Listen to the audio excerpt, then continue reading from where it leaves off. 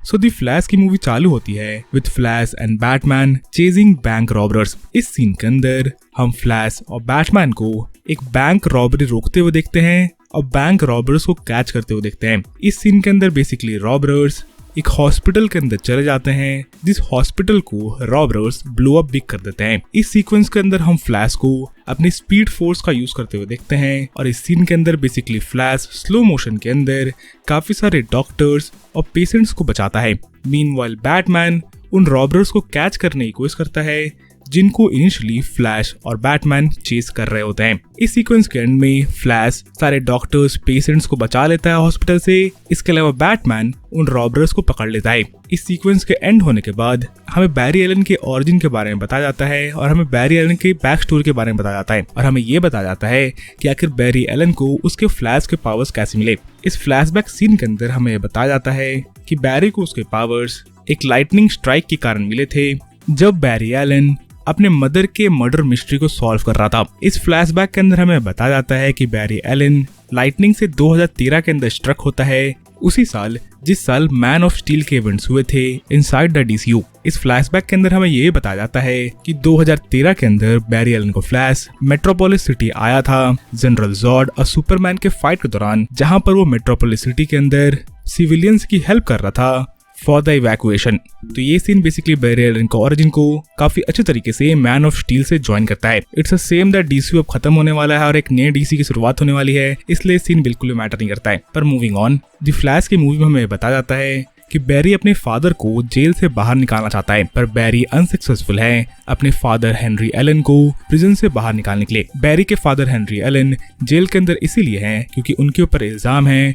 अपनी वाइफ को मारने का और बैरी के मदर को मारने का। फ्लैश के एक सीन में हमें दिखाया जाता है कि Bruce Wayne basically Barry Allen को एक कोर्ट हाउस के बाहर से पिकअप करता है जब बैरी एलन अपने फादर के ट्रायल से बाहर आ रहा था और वहां पर बैरी एलन टाइम ट्रैवल को डिस्कस करता है विद ब्रूस वेन और ये कहता है कि वो टाइम में पीछे जाके अपनी मदर को बचा सकता है। तब ब्रूस वेन बैरी को वार्न करता है कि ये चीज काफी ज्यादा डेंजरस हो सकती है, पर basically Barry Allen Bruce Wayne की एडवाइस को इग्नोर करता है और वो पास्ट में ट्रैवल करता है अपनी मदर को सेव करने के लिए। बैरी एलन अपनी मदर को सेव भी कर लेता है और वो अब 2001 से 2023 में वापस आना चाहता है। पर इस टाइम ट्रैवलिंग के दौरान फ्लैश को एक मिस्टीरियस फिगर अटैक करता है जो कि बेसिकली डार्क फ्लैश होता है और डार्क फ्लैश के अटैक के कारण बैरी एलन का फ्लैश 2023 की जगह 2013 में पहुंच जाता है और जब बैरी एलन अपने घर जाता है तब उसे अपनी मदर अलाइव मिलती है। पर इस टाइमलाइन के अंदर बैरी एलन की मुलाकात एक नए बैरी एलन से होती है। तो इस मूवी के अंदर दो बैरी एलन को हमें दिखाया जाएगा, एक 2023 का बैरी एलन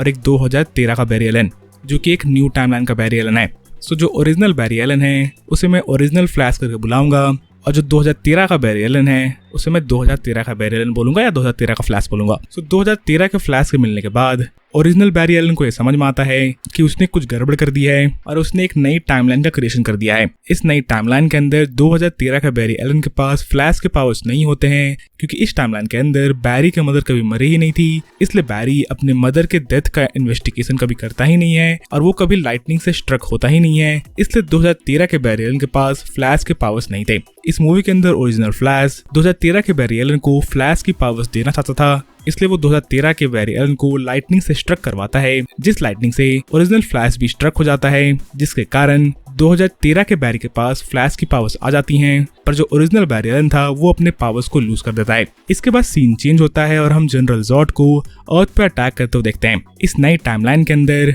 सुपरमैन कहीं भी नहीं था और कोई भी सुपरमैन को फाइंड नहीं कर सकता था। जनरल जॉर्ड के अटैक को रोकने के लिए दोनों बैरी एलन्स वेन मैनर की तरफ जाते हैं और गॉथम सिटी के अंदर जाते हैं बैटमैन से हेल्प मांगने के लिए। वेन मैनर में पहुंचने के बाद ओरिजिनल बैरी एलन काफी ज्यादा सरप्राइज होता है ये देख के कि इस टाइमलाइन के अंदर बेन एफ्लेक का बैटमैन रिप्लेस हो गया है बाय माइकल कीटन्स बैटमैन। तब ओरिजिनल बैरी को ये रियलाइज होता है कि उसके टाइम ट्रैवलिंग के कारण डिफरेंट टाइमलाइंस टैंगल्ड हो गए हैं और उसे ये ठीक करना पड़ेगा किसी तरीके से। पर इन द मीनवाइल दोनों बैरी एलन्स ब्रूस वेन की हेल्प मांगते हैं जॉर्ड की आर्मी को हराने के लिए। शुरुआत में ब्रूस वेन मना करता है बैरी को हेल्प करने से, पर इवेंचुअली वो एग्री कर जाता है और अपना बैटमैन सूट पहन लेता है।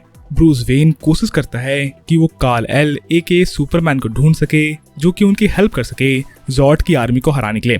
बैटमैन कार्ल एल को ढूंढ भी लेता है और बैटमैन और दोनों बैरी एलन कार्ल एल को बचाने के लिए साइबेरिया के एक मिलिट्री बेस के अंदर जाते हैं, जिस बेस के अंदर उन्हें काल-एल नहीं बल्कि ज़ोर-एल मिलती है, यानी कि सुपरमैन की कजन मिलती है, एक सुपर गर्ल मिलती है, जिसको कि basically as a child capture कर लिया गया था और वो इंटायर लाइफ एक प्रिजन के अंदर रहती है। पर बेसिकली बैटमैन और फ्लैश मिलके ज़ोर-एल एक सुपर गर्ल को उस मिलिट्री बेस से बाहर निकालते हैं और सुपर गर्ल की हेल्प मांगते हैं ज़ॉर्ड की आर्मी को हराने के लिए। बैटमैन, सुपर गर्ल, 2013 का फ्लैश और ओरिजिनल फ्लैश वेन मैनर पे वापस चले जाते हैं उस मिलिट्री बेस के अंदर सारे गार्ड्स को हराने के बाद। अब बेसिकली वो प्रिपेयर करने लगते हैं ज़ॉर्ड की आर्मी से लड़ने के लिए। मीनवाइल ज़ॉर्ड बेसिकली अर्थ को टेराफॉर्म कर रहा था और उसे रोकना एसेंशियल हो गया था। बैटमैन बेसिकली ओरिजिनल फ्लैश के पावर्स को रिस्टोर करना चाह रहा था क्योंकि उसने अपने पावर्स को लूज कर दिया था। Eventually super girl original Barry Allen को स्काई के अंदर लेके जाती है, जहां पर ओरिजिनल बैरी एलन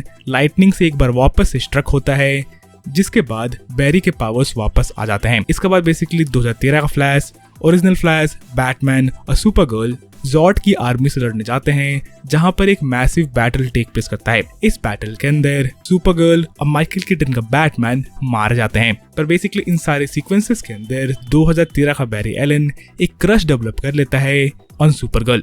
अब वो सुपर गर्ल को मरते हुए नहीं देख सकता है, इसलिए बेसिकली 2013 का बैरी एलन पास्ट में ट्रैवल करता है इन दोनों के डेथ्स को रोकने के लिए। पर बेसिकली सुपर गर्ल का मरना और ब्रूस वेन के बैटमैन का मरना एक फिक्स्ड पॉइंट था, जिस फिक्स्ड पॉइंट को चेंज करना पॉसिबल नहीं था। 2013 का बैरी एलन मल्टीपल बार ये ट्राई करता है कि वो इन दोनों को बचा सके, पर जितने बार भी वो ट्राई करता है वो फेल होता है और इवेंचुअली 2013 का फ्लैश स्पीड फोर्स के अंदर वैनिश हो जाता है। 2013 के फ्लैश के वैनिश होने के बाद डार्क फ्लैश एक बार वापस से रीअपियर करता है और ओरिजिनल फ्लैश से लड़ने लगता है। ओरिजिनल फ्लैश को ये समझ में आ जाता है कि डार्क फ्लैश और कोई नहीं है बल्कि 2013 का ये फ्लैश है, जिसने सारे परम्यूटेशन और कॉम्बिनेशंस लगा लिए सुपर गर्ल और बैटमैन को मरने से, पर वो कामयाब नहीं हुआ। और ये डार्क फ्लैश बेसिकली 2013 के फ्लैश का एक फ्यूचर वर्जन है और अब basically dark flash original flash को मारना चाहता है to try and save the world and to try and save supergirl and Batman. तब बेसिकली ओरिजिनल बैरी को रियलाइज होता है कि उसने इनिशियली टाइम ट्रैवल करके काफी बड़ी गलती की थी और शायद उसकी मदर का डेथ भी एक फिक्स्ड पॉइंट था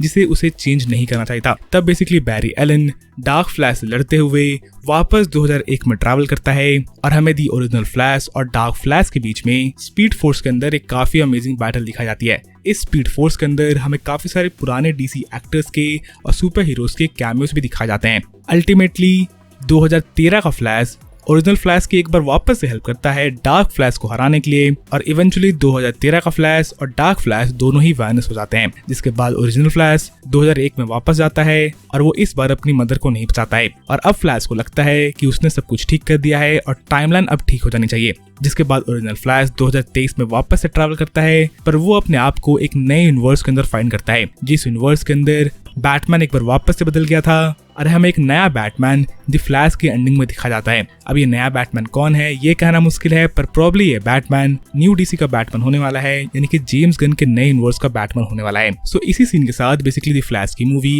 एंड हो जाती है। इस मूवी के क्रेडिट सीन से रिलेटेड डिटेल्स अभी इंटरनेट पे सामने नहीं आए हैं क्योंकि बहुत सारे प्रेस स्क्रीनिंग्स के अंदर इस मूवी के क्रेडिट सीन्स को नहीं दिखाया जा रहा है। तो इस मूवी के क्रेडिट सीन्स के डिटेल्स के बारे में मैं किसी और वीडियो में बात करूंगा। बाकी आप मुझे कमेंट्स पे लिख कर बताना ना भूले कि आपको दी फ्लैश की स्टोरी कैसी लगी, और अगर आपको ये वीडियो पसंद आई तो वीडियो को लाइक करना ना भूले ताकि जब भी मैं ऐसे इंटरेस्टिंग वीडियोस बनाऊं तो आपको नोटिफिकेशन मिल सके। बाकी इस वीडियो के लिए इतना ही, and as always thanks for watching.